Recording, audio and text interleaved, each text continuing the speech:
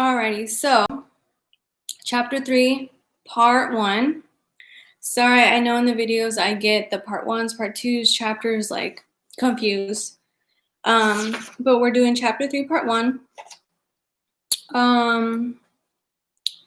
This one we're going over exiting sensations, characteristics of the psychosoma, and extra physical dimensions. And then the rest of the chapter we'll go over in another video. Because it's a lot of information, but it's also a lot of cool information that we're going to go through today. So, also the only reason why I'm videotaping out here is I wanted to flex on my Halloween decorations because they're super cute. All right, so let's get started. Once we start practicing the energetic exercises, we will begin to feel takeoff sensations during the night.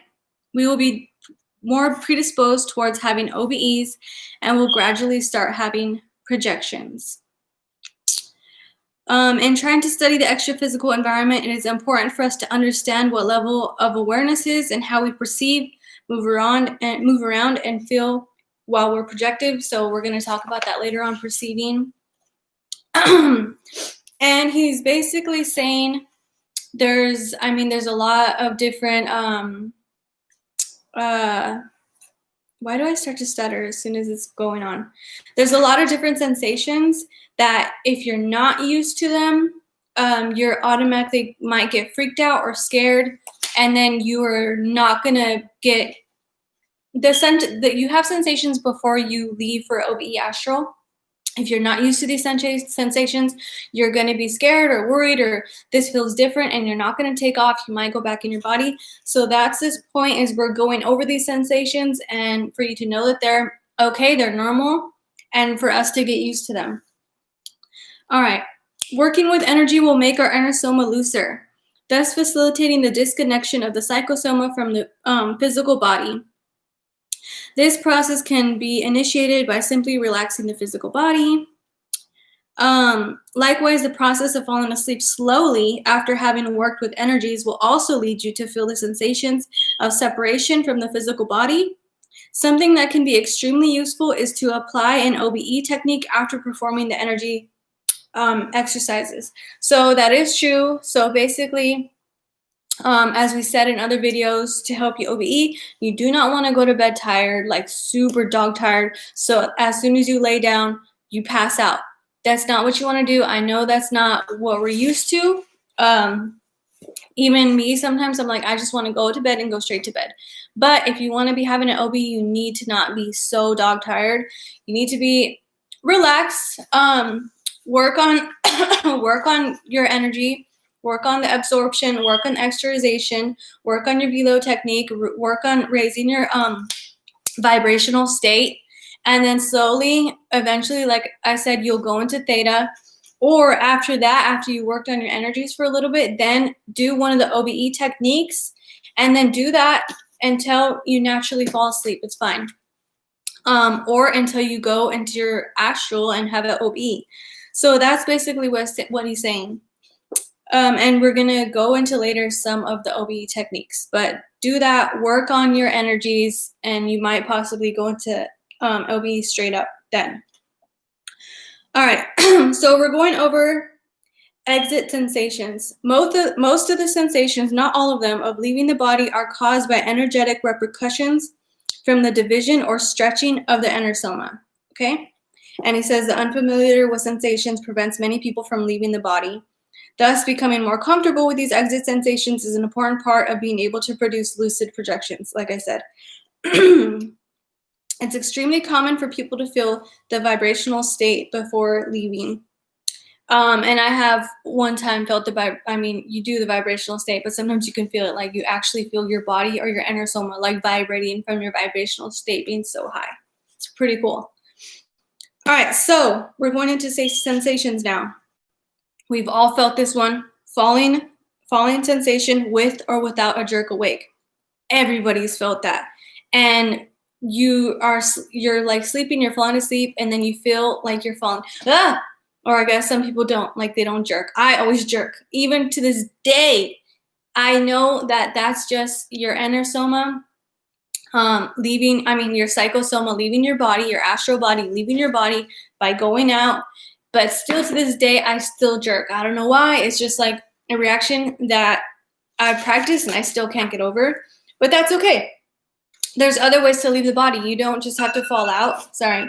You could move to the side. You can go up. You go out through your feet. You could go out through your head. But that's just one of the main things that everybody has felt. Everybody has felt their psychosoma leaving their body. So that's one of the main things. Here's a list that they asked all these people. And so like all these people felt this one. It's percentages of what people have felt. Starting from the top, from what most people feel to the bottom. All right, so 63.38% is falling. Almost everybody feels that, right? So I'm just going to go down the list and go through all these. And then later he explains some of them more into detail. Why is it blurry? What can I do this with? I don't want to use my shirt. Sorry, y'all. Maybe better? We'll see. All right, better. Okay, so the list. Number 1 is falling, floating, repercussion, myoclonia, catalepsy, sinking, torpidity, intracranial sounds, tingling, clairvoyance, oscillation, serenity, extraphysical consciousness, electricity, semi-projection, double perception, itching, vibrational state, hyperacuity, chills, temperature, pressure, no breathing, spinning, waves, vibrations, pulsation, ballooning, being lifted, dizziness, elongation, bioenergy, tearing, dematerialization, detachment, tunnel, and bubbling. So I know that's a long list, but if you feel any of those, and you're gonna, once you get learning your body, you're gonna feel some of them. You may already have heard some of them that you know if you've been practicing. Any of those, that's good. Those are great signs. Your body is leaving your inner soma, your psychosoma is leaving your soma, your body, getting ready to astral. Oh, it's getting hot, sorry. I'm just all over the place today. All right.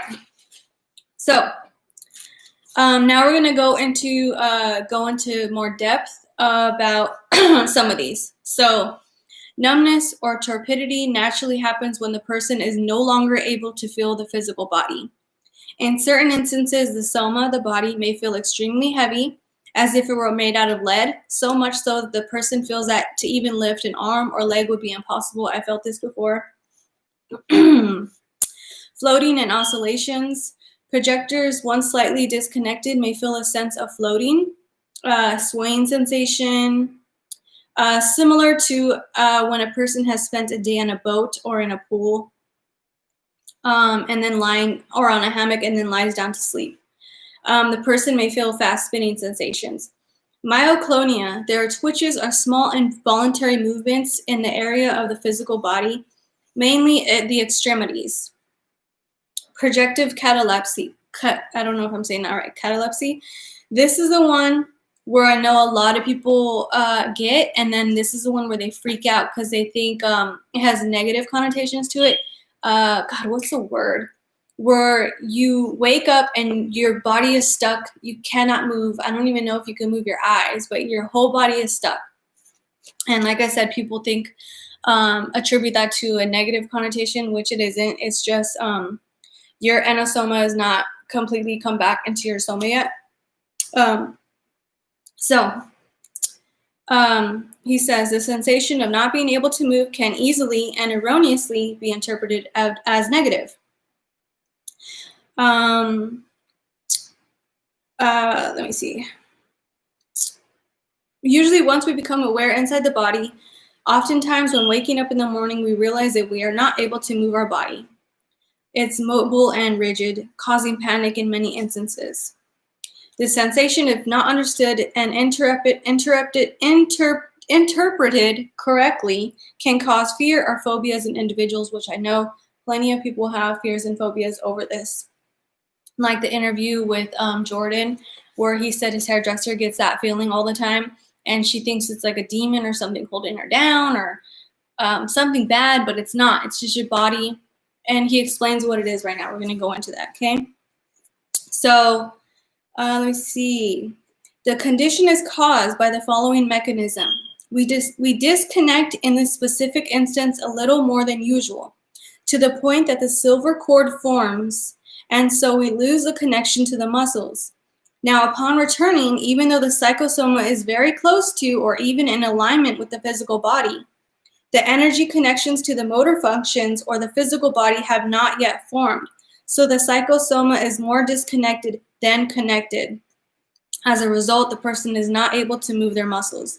So there's 2 techniques to overcome this condition, okay? We're going to go into it right now. Number 1, first, stay calm. It's hard to accomplish anything while in a panic, and try to make one small movement. Usually a slight movement of the head or like a foot or a finger, then you'll be able to get the rest of your body moving. So stay calm, try to twitch something, try to move your head a little bit, try to move one finger, one pinky toe, something. And then the rest of your body will be able to follow, okay? All right. Then number 2, the second and more productive thing that can be done, since in this case the psychosoma is still more out of the body than it is in, is to decide to go out of the body. We should will ourselves outside of the body by rolling out or installing a vibrational state to fully disconnect. The catalepsy is easiest condition from which to leave the body. When we come back into the physical body, more than likely we will not feel the catalepsy again. So again, he says, use it to your advantage. Don't try to get out of it. You're right there. Your body's ready to go. Go into it. Do the vibrational state. Will your psychosoma to go out? Will it to roll out of your body? Out, like I said, out to your feet, however you want to go. Will it to go out? If you want to fall out, have it fall out. Okay? Intracranial sounds. I remember hearing this one time and I was super scared. I didn't know what it was. Of course, I thought it was a negative connotation, right? It's can be like heard as a loud, dry, repeated noises such as pow or bang. Sometimes similar to loud buzzing. I remember I heard it. It sounded like an explosion went off. But I remember it was weird, and I knew it was weird because I only heard it on this side, like it was if it was the left ear, which if it was in real life, that's not true. You would have heard it from both ears. So he even says that some people wake up and they think it was this loud noise that all the neighbors must have heard, and then they find out it's only them or the one who has heard it. So intracranial sounds. Double perception. This one is when you're able to perceive both your body and your psychosoma at the same time, and this is really cool. I felt it before too. It's really awesome. For me, the psychosoma body did not feel like another body. Maybe to some people it might. For me, it didn't. That psychosoma felt like energy, and it felt like a grid pattern, and it felt like I describe it as back in the day, the old TVs, when it was like on a wrong channel, it would be like shh, and it was all these little dots, and they would call it snow. That's what I felt like the second body was like, was just energy, shh, like all these little dots and a grid pattern. It was crazy. So, yeah, so that's one, being able to perceive your body and the psychosoma at the same time. Some people, it says that they wake up in the psychosoma, and if they're facing down, they're able to see their body and know they're in their psychosoma at the same time. So that's one. Smelling or auditory hyperacuity. Auditory hyperacuity is normally more distracting. Oh, I'm sorry. Smelling, it's like you get a very strong sense of smell, way stronger than is normal. Same with auditory, is normally more distracting. You can all of a sudden start to hear the voices of individuals or who are having conversations in the surrounding residential blocks. My family's here, you guys. What are you doing? Hi, baby. I called you.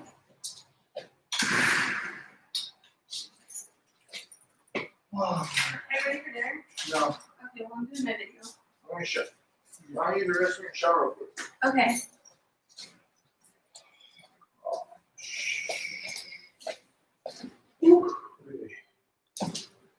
All right, okay, so we had to take a little break.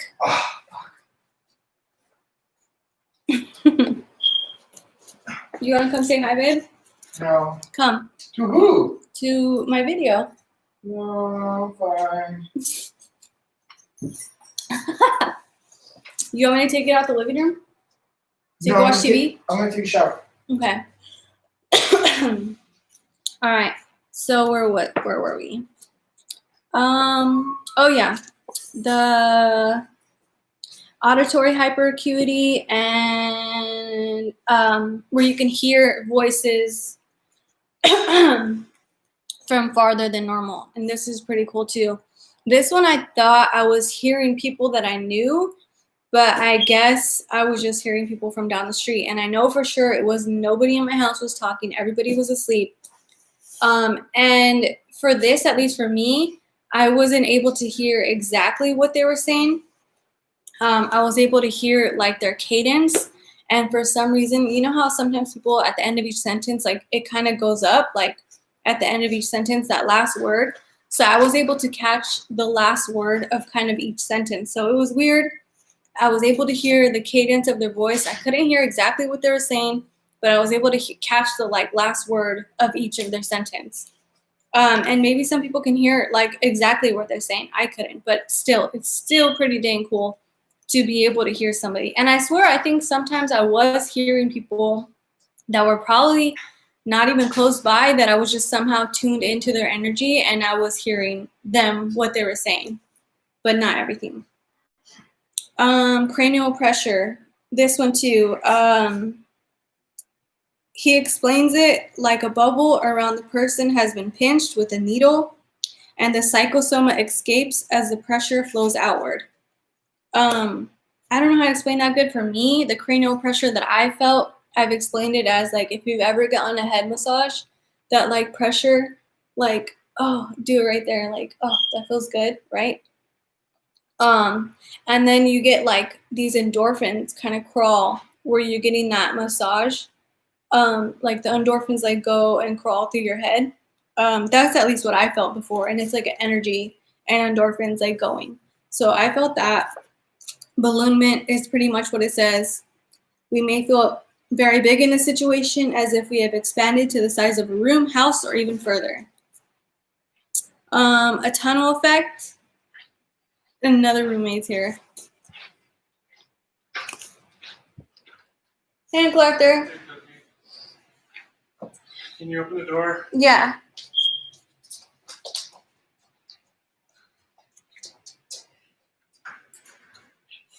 It's good outside. Yeah, I know.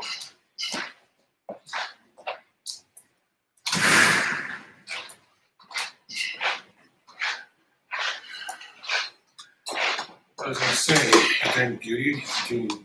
Huh? I was gonna say, you doing a day of beauty? No, I'm doing my videos. What the fuck? Can you hear him? Yeah. What are you doing? Masturbating in there?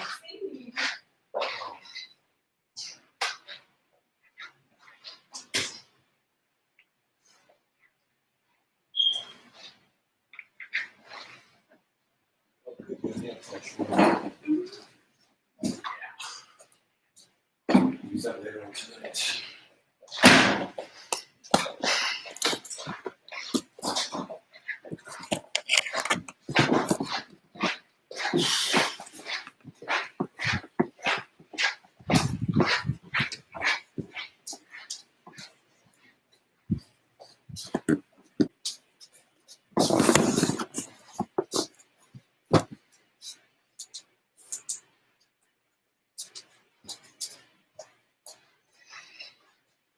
So it's like sample in here.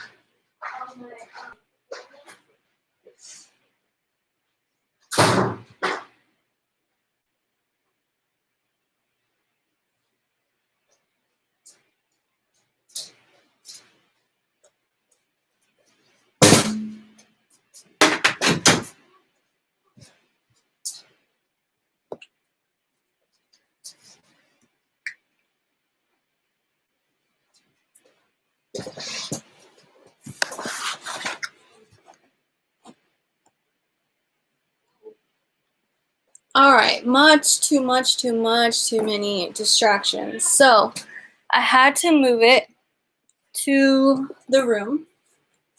I did this video way too late. All right, so let's get started back. All right. Cranial pressure, balloon man. Let's see.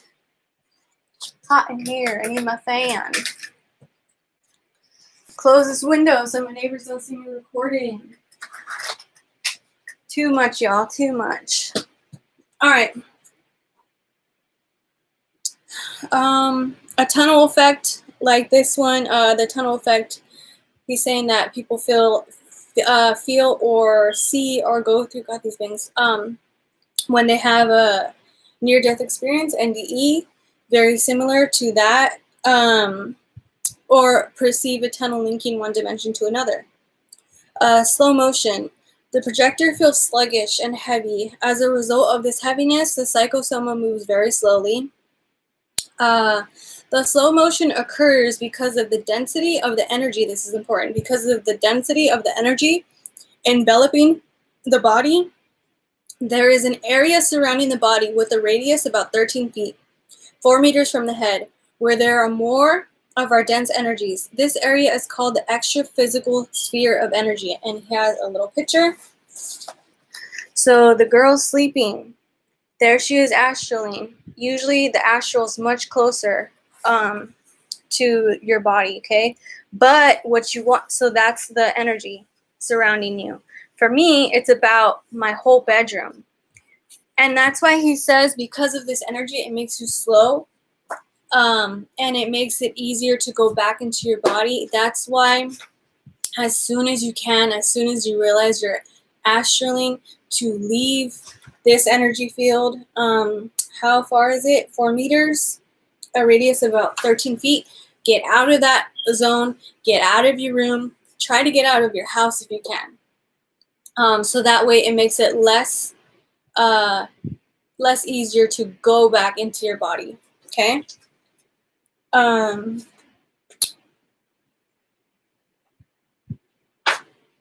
Yeah, I think that's what he's saying. Sorry, I'm like reading. Yes, is even more sensitive. It is recommended for projectors to move outside of the extra-physical sphere of energy. As soon as they gain extra-physical awareness, to stabilize themselves and to avoid a premature return to the soma, which is exactly what I said. All right, another sensation is blackout. So normally when the full projection is about to begin and we are perceiving the transitional process, everything goes dark. Again, don't get scared, don't get freaked out. After a few seconds or even a few minutes, we regain awareness already outside of the body. So for some people, that transition from the soma leaving the body, it's just complete blackness and it takes a few seconds. But by the time that you wake up out of that blackness, you're outside of your body. You're in the inner soma, you're in astral, you're ready to go. So that's pretty good. The takeoff itself can occur in many different manners. The person may sink into the bed or disconnect by floating upward. A popular favorite is rolling sideways out of the body. So yeah, there's different ways. You don't have to just fall out. That one still freaks me out. Like I said, there's different ways to leave. All right, so part 2, okay? Extra-physical lucidity.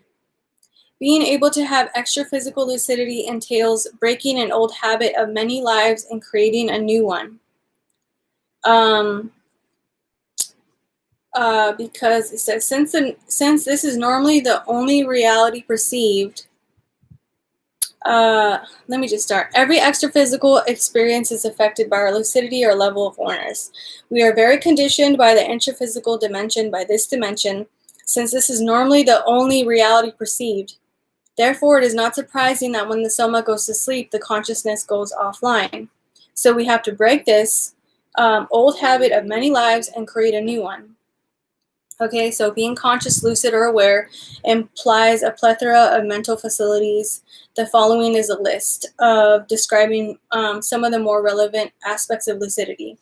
Number 1, clarity of thought. Number 2, perception. Our personal interests also affect what we perceive. An example of this would be an individual who did not perceive that a colleague had been wearing braces for the last month. Number 3, decision-making ability, reading between the lines. Number 4, controlling the individual's capacity to execute a decision, like your will. Memory, ethics, in normal dreams. When our awareness is low, many situations we do things that we would not do if we had a greater level of awareness. All right. So then we go in and we're talking about, I've spoken about this before, different percentages of lucidity. And here we go. We have a scale right here. I'm going to bring it. Okay. And I read it like this. 0% lucidity, unconsciousness. 20% lucidity, semi-consciousness. 40% lucidity, doubt. Doubter. 60% lucidity. Oh God, I can't read that backwards. Certainty. 80% lucidity, self-consciousness. 100% lucidity, self-consciousness. 100% lucidity, super consciousness. And it can go anywhere in between there. But those are the main ones that you want to pay attention to when you're dreaming, when you're lucid. If you're having your astral, don't worry about it when you're astraling or lucid, but as soon as you wake up, as soon as the next day, write it down, write it into your notes, write it into your phone. Say, I was about 20%, I was about 30%, I was about 70, I was 80, whatever percent you were, write it down. Of lucidity, of how awake you were, of how much did you know that this was happening? Did you know you were in a lucid dream? Did you know you were astraling? And then he goes into a little bit of how to kind of tell where you're at. Okay, so 0% lucidity is your unconscious. We don't even have to really go into that, right? Okay, but right here, when individuals have when you're dreaming and you don't remember anything, that is 0%. Okay. When individuals have a normal night, they dreamt some and remember a little, this could be classified as around 2 to 3%, okay? So, especially in the beginning, people say, I don't remember my dreams. You go to bed, you remember your dreams a little bit, you're at 2%, 3% lucidity, okay? Now we're going to bump to 20% lucidity, semi-consciousness. The state is equivalent to having a lucid dream, being able to control your dream, okay? In this case, we enjoy a certain level of awareness, enough for us to notice that a dream is taking place and able to control the dream or control certain things in the dream. In this condition, the psychosoma is usually floating close to the body, separated by a few inches most commonly, though not always. A person dreaming of flying may in some instances actually be extra physically flying, which is what I love. I fly all the time in my dreams. I may not be 100% lucid because I'm still dreaming, but I just think it cool that I know when I'm flying in my dream, my astral body is actually flying as well.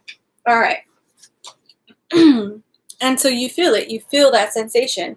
Like, this is real. Like, I know what it feels like to fly because my astral body does it all the time. Okay. So that's 20%, okay? We're still talking 20. Sorry. If one night we have a very lucid projection and meet somebody with 20% lucidity, the interaction is going to be similar to a person who is awake trying to communicate with a sleepwalker. So this is what he's talking about. Joint projections. When you say we're 100% awake, lucid, and astral, and we want to go see our friend who's astraling, but she's only at 20%, it's basically going to be like an awake person who's trying to talk to somebody who's sleeping. They're not going to like be aware of you. They're not going to understand at all. They're going to be like in a dream. Okay? In this case, we are meeting an extra physical sleepwalker. Okay, so number 40, lucidity, doubt. At this level, because of the level of lucidity is still low, we are in doubt as to whether we are having a dream or a projection. This, I have a lot, so I'd say I do have quite a few, 40%, or I'm not sure, did I astral? I go back in between the dream and astraling, but that's okay. All right. 40%. All right. Is this 40%? I thought it was 60. No. Okay. So this is now still 40%. This is the pretty interesting thing about 40 to 50, 50% up to 60 is you get, in this state, we do not have control over our emotions. I reread this today and it was crazy. So I'm going to give an example of what happened last night in my dream. Last night in my lucid dream, I was about, so I would say 40, 45, 50. It was a nightmare, so those are usually low level lucidity, okay? But it went back and forth between a nightmare. And one point, I realized I was in a dream. I started asking a non-player character questions. How do you feel? This and that. How does it feel when you wake up? Look, he looked at me like, what? I don't know what to say, right? Then I remembered when you are lucid and you know you're a dream, to tell yourself or tell somebody, I want to be awake now. I want to see reality. I want to see reality.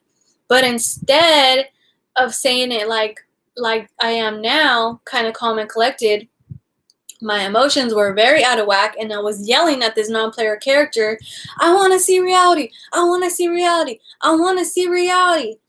And then what happened, so he did, or I did, from saying that, I jumped out from the dream into astral, but since I was still low lucidity and my emotions were so high, I remember I was in astral, but I was in my room. I was as if like I was close to my body, and I saw my window, I saw my room, and then I got upset because I was just in my room.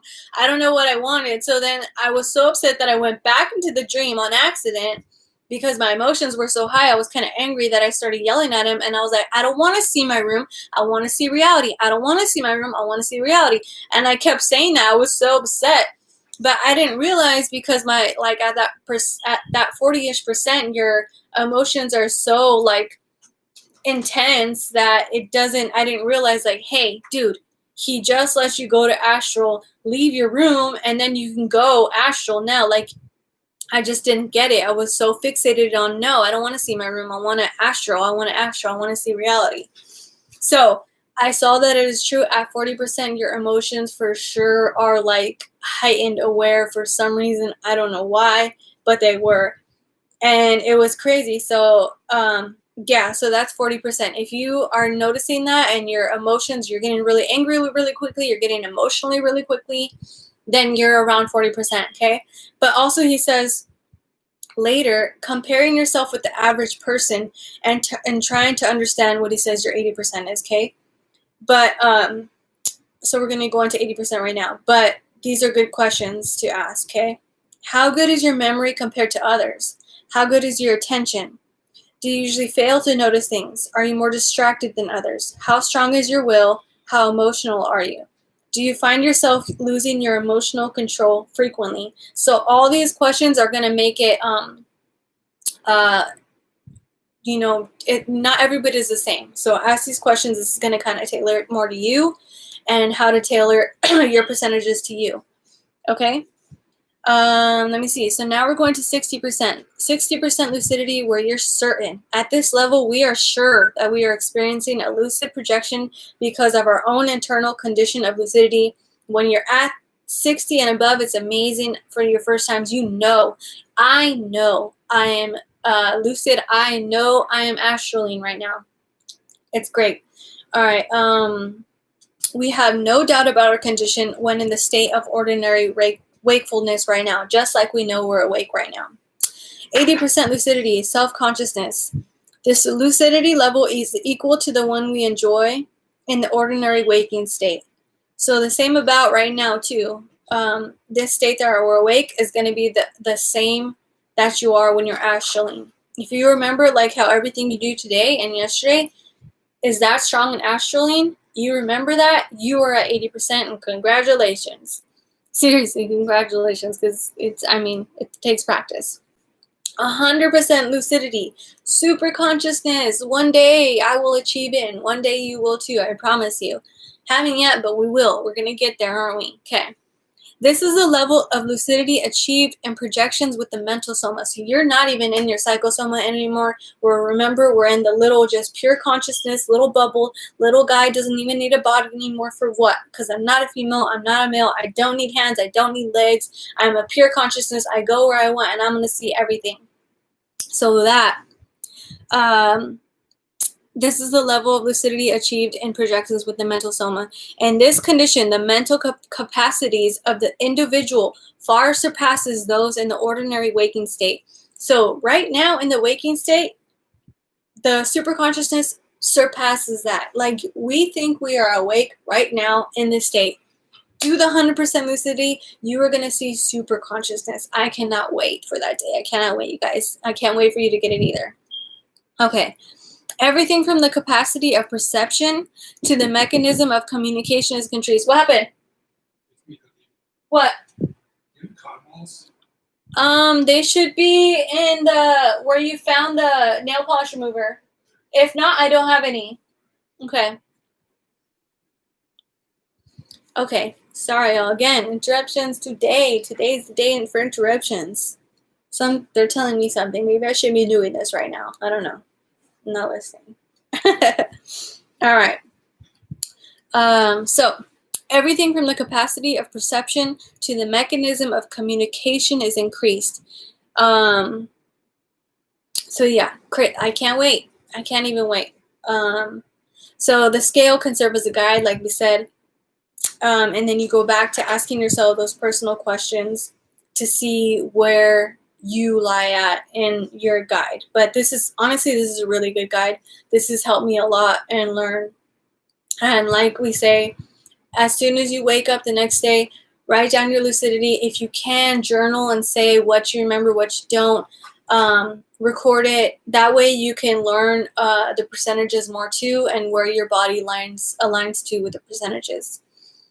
All right, let's see.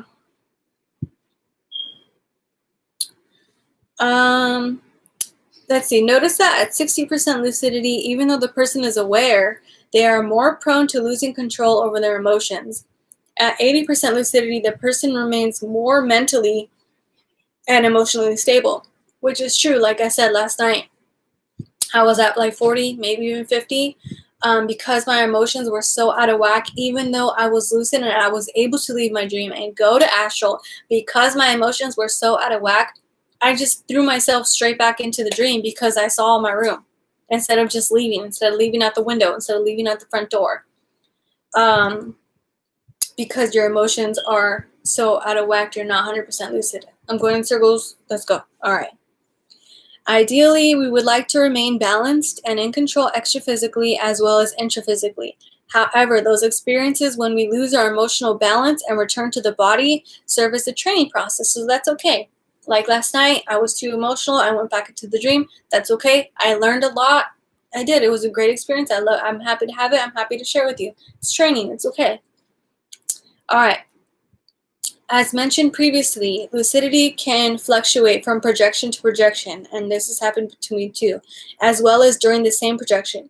We may be projected at 75% lucidity, and if we become surprised with something, this can result in our lucidity dropping to 55. We can then rebalance ourselves by recuperating some lucidity and getting back to 75%,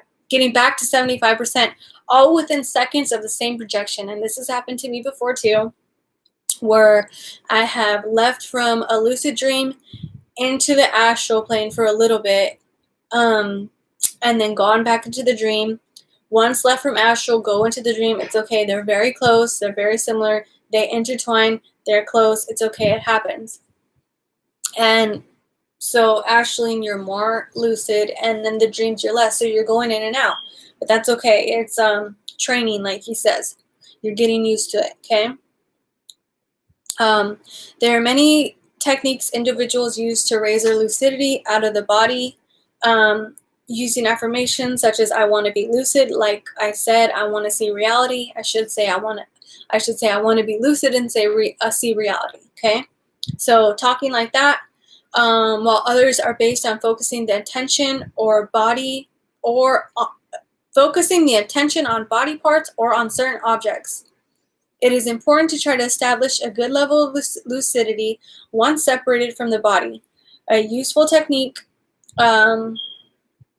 is studying the vehicle in which we are manifesting by looking for our legs or our arms, our pair arms, our pair legs. When you're out there in your psychosoma, like, look at your body. See, oh, dude, I'm not in my body. I'm in my psychosoma right now, you know? And then you're able to see, like, oh, okay, all right, I'm not in my body. I'm astral, and I can do this now. And I think that's what happened last night, too. I had the thought, like, it was the middle of the night. I'm like, I'm in my room and I got mad. I'm like, I'm not going to leave through my window because it's cold. Why am I going to leave out through the front door? It's the middle of the night in October.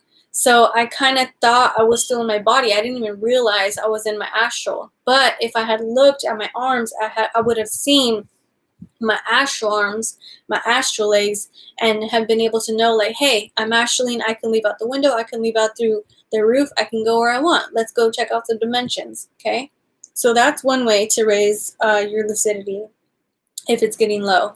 One of the best techniques, though, he says, is to work on your vibrational state. Even when you are astraling in lucid dreaming, work on raising your vibrational state. The exercise that we went over, I think in chapter 2, of bringing energy from your feet, going up to your head, going down slowly, and then faster and faster and faster until you reach that vibrational state. That, I guess, will instantly bring up your lucidity of awareness very quickly. All right, so I'm going to read this to you guys because it's pretty cool. Okay, so this is Luis Minero's out-of-body experience on July 27th, 1996, around 2 a.m., Miami, Florida. I regained some lucidity and was in the living room kitchen of my apartment. My perception at that moment was confused, indicating that my lucidity was not very high, perhaps 30%. For some reason, maybe because of my experience, a thought came into my mind. As I stared at the front door of my apartment, you cannot leave without lucidity. I was not able to fully make sense of this information because my awareness level was minimal. Yet I somehow understood that I needed to have this thing called lucidity before leaving the house. I looked around and began trying to find this lucidity throughout the house, somehow thinking that I was going to find an object called lucidity without really knowing or understanding what it was. As my search progressed, I started moving around the room, passing through some objects and entering various rooms. When I arrived in my bedroom, I was able to see my physical body with all the energies around it. That is when a second intuition came: work with energy. I started moving my energies up and down and reached a vibrational state, VS, almost instantly. My level of lucidity increased fairly quickly. When it reached a good level, around 80%, I started to think about what had just happened. I realized I had been looking for lucidity as if it were an object, and thought about how funny and ridiculous I must have looked doing this. I also realized that during my search, I had passed through several objects without becoming aware of this. At that moment, I thought about both intuitions and concluded that I had arrived at the information probably because of my previous experience. Since my lucidity was now at a good level, I thought, now I can go. As I thought this, I moved across the bedroom and went through the sliding glass door in my room. So, yeah, I mean, I love the stories in here. They're great stories. So that was one. He was at low lucidity and he got the thought to work with his energy. He started doing vibration and he kept doing that. He said it raised instantly pretty quickly, but he kept doing it until he was at 80% of pretty good lucidity, and then he was able to leave. All right, so in addition, our perceptions of energy increase. We is talking about lucid projections improve the overall awareness of the individual. Our perceptions of energy increase. We tend to become more psychic. In many instances, in addition to having increased intuitions, individuals may develop capacities such as clairvoyance and precognition. I can't wait either. I can't wait for y'all either. It is valuable to write down. So like he says, write down when you wake up just what I said. what percentage, what happened, what percentage do you think you were? You don't have to write down why. It's not a paper. Just jot it down really quickly. I think I was at this percent. I think I was at that percent. Okay? Internal factors. Number 1 is the will. As we start to project with awareness, we will realize that several important mental facilities have an expanded role extraphysically, and how we control them will determine the level of richness and depth of our experience, our will. This energy can be applied in the form of an affirmation with words or simply by thinking it. Extraphysically going from one place to another is a matter of willing it. Attention. An example of how will and intention affect the experience is when we try to go to a different place, such as our office or work. We need to focus on our attention on the target and keep our attention focused until we reach it. If our attention deviates from the goal, we may end up doing something different or going elsewhere. And he explains how in our normal day-to-day, let's say we're on the bus or even driving a car and we're going to work, even though our mind starts to wander and go to different places, we're still in the car driving to work. The bus is still going to take us to work, even though our mind wanders. But when you're astraling, if you say, I want to go to work and go check on this, as soon as your mind deviates a little bit, you're not going to go to work anymore. The example was let's say you start thinking about your mom, right? You're going to go straight to your mom. So you have to be focused and maintain your target. Try to stay focused. Again, everything is just going to take some practice, and that's okay. All right, let's see. So this is pretty cool. So this is, in this part of the book, he was saying when we're in the body, we don't hear through our para ears, we don't see through our para eyes. So it's all through the body. Everything is through the body, right? It's absorbed. And he's saying each area of the psychosoma can perceive and capture visual input. In other words, sight can be 360, up and down, all around, all over, or spherical. With greater lucidity, a projector can perceive several dimensions at once and with global or spherical vision. That is amazing. And he explains it how, okay, so here in our reality, if we're doing something and somebody's calling our name, we hear it, and then we're like, where did this sound come from? We turn around and we see who it is, who's calling us, right? But in extraphysically, if our attention is, extraphysically, it is mainly our attention that guides our senses. If we are very focused on something, a lot of other things can be happening all around us, and we may completely miss them because attention is what guides your senses extraphysically.